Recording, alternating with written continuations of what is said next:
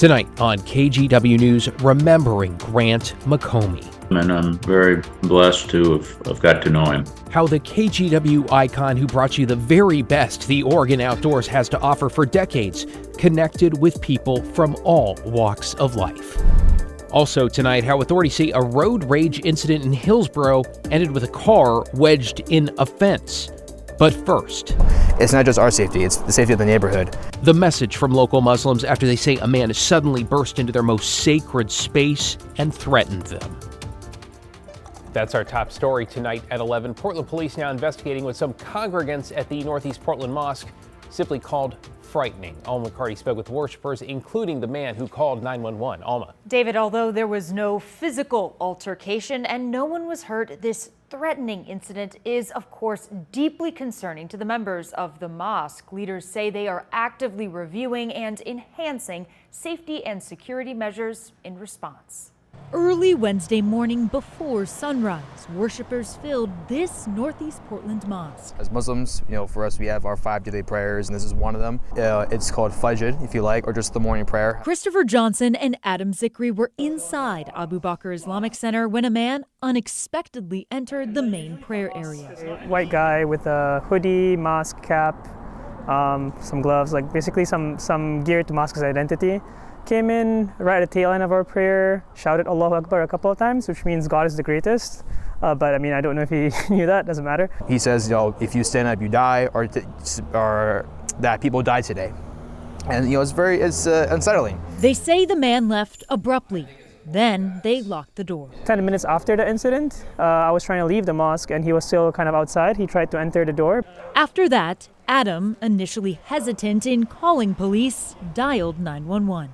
Not that we are not trusting of local enforcers, it's just sort of we also don't know how much could be done. We've seen so many things happen to Muslims all around the world that there's sort of almost an acceptance of this is just part and parcel of, I don't know, being in the US or, a predominantly white country, I guess. Portland police arrived, they say, not long after, taking a report and checking the area for the man, although they were unable to find him. Officers are investigating this as a possible bias incident. It's not just our safety, it's the safety of the neighborhood. And so for us, it's a matter of making sure everyone's safe. The mosque is now evaluating building access and internal communication, as well as working with police, especially when it comes to early morning and late evening prayer times. PPB says they are upping patrols in the area. David? Alma McCarty reporting in the newsroom tonight. Thanks, Alma.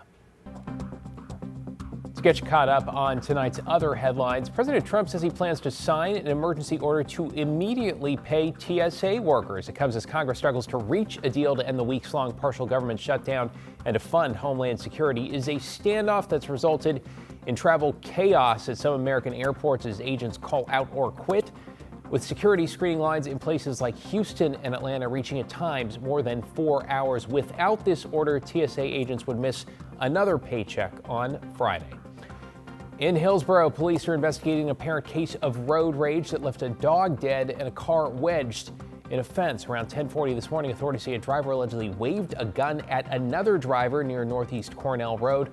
Officers found the vehicle in a nearby neighborhood, but as police questioned the passenger, the driver sped off and crashed into a backyard fence, killing the dog. The driver now faces charges of animal abuse and eluding police, while the passenger is being charged with unlawful possession of a weapon and drug-related offenses. And Multnomah County health officials have identified a second case of measles tied to exposure at a Gresham Winco. They say a partially vaccinated person was infected after they were exposed at the store on March 7th. At this point, the health department believes there is little risk to the public, but officials still want anyone who may have been at the store that Saturday, again between 2 and 5 p.m., to contact your doctor if you believe you were exposed.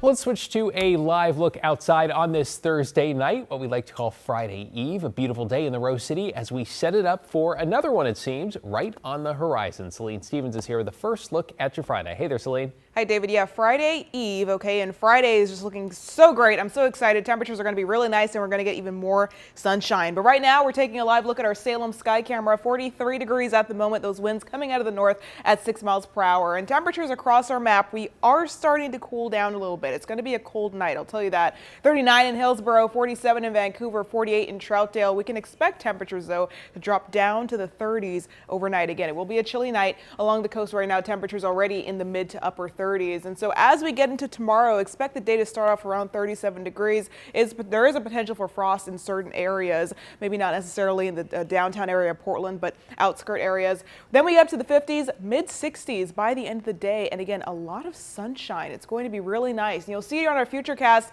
pretty much mostly sunny all day long. Over the weekend, we'll get a little bit more clouds. And then by Sunday, that's when we could see some more rain again. But let's focus on the weekend. I'll have more details in a bit.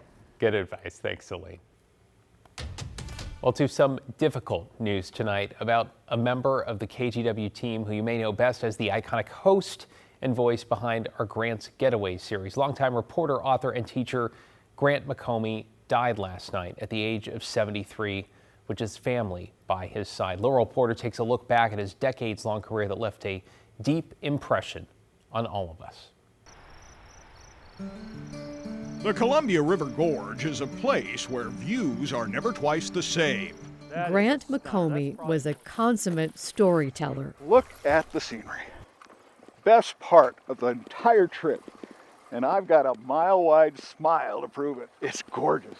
The Wallowa Mountains. He loved nothing more than to share the wonders of the Pacific Northwest. There's nothing better than a stroll in the woods, especially when there's treasure underfoot.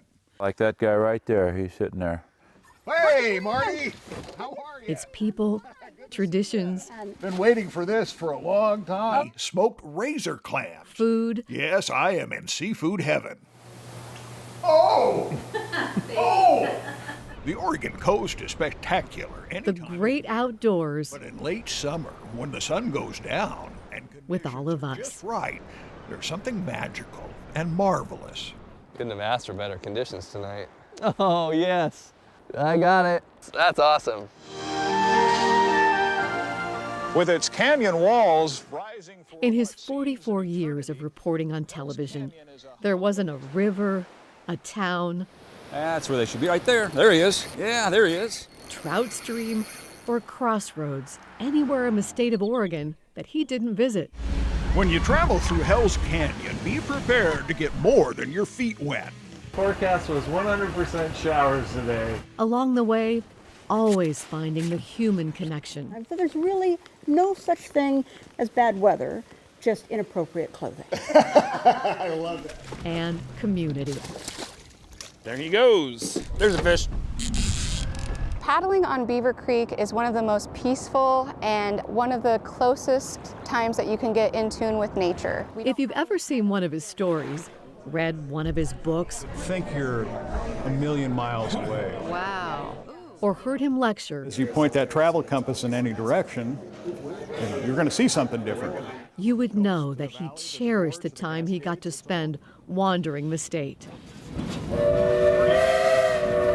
It's a byway that rambles with views to cascading streams. His love of the forest, open skies, wildlife, the ocean, cafes, and neighborhood seafood boils all showed in his joy-filled smile and open-hearted laugh. This is always the toughest part of my job. Not. Every time I ask Steve for a new and unique recipe, he surprises me at every turn.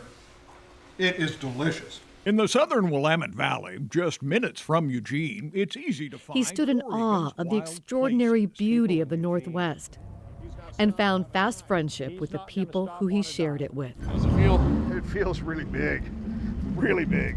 Grant was on TV and in his writing exactly as he was in person, friendly, curious about the world, and always, always so enthusiastic.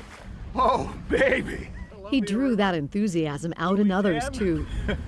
You gotta love Oregon. You could see that on the faces of everyone he shared time with. Big fish on the big sea. Check it out. Big, wide grins and happy smiles. Oh, that's good. Yeah, it is good. It's got a spice to it.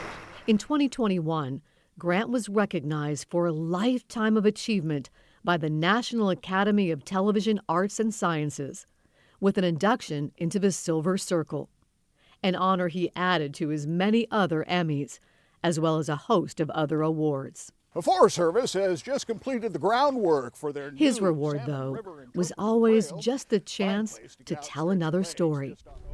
He considered himself a storyteller, a writer, but would often say, as a reporter, he had the best assignment anyone could ever ask for. I'm ready. Ready to ride.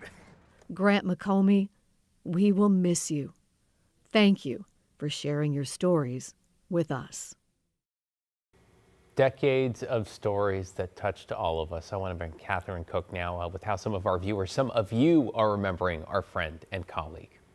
Yeah, David, from state agencies to political leaders and more than 1,000 people online, they've all come forward to share how much they loved and appreciated Grant, many calling him an Oregon icon.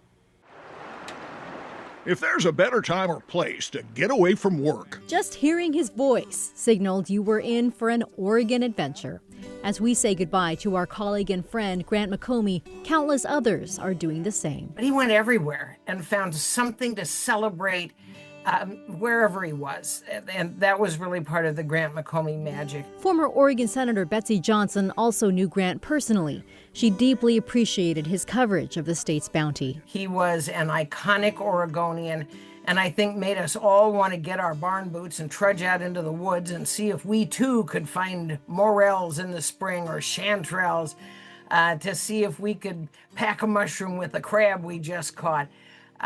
He's irreplaceable. During those cooking segments, you'd often find Steve Fink, owner of Fishhawk Fisheries and Pacific Distillers in Astoria.